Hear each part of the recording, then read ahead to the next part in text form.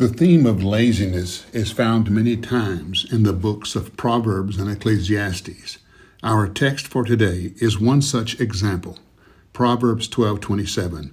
The lazy do not roast any game, but the diligent feed on the riches of the hunt.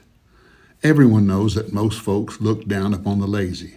Among the terms we use are idle, indolent, slothful, work-shy, shiftless, or loafing.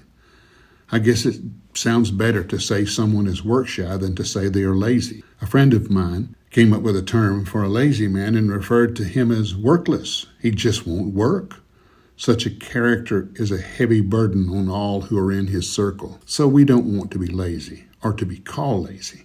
But are you? Proverbs describes laziness as lazy is as lazy does or does not. For example, Proverbs 24:30-31.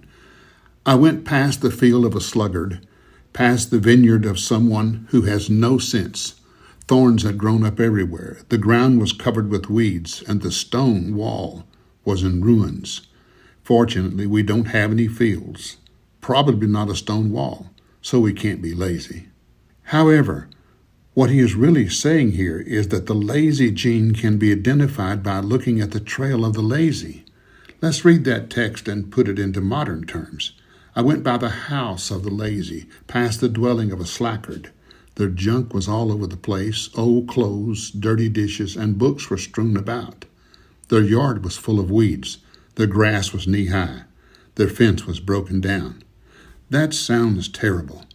We all understand, and we all have days when we feel that way. That does not make you lazy.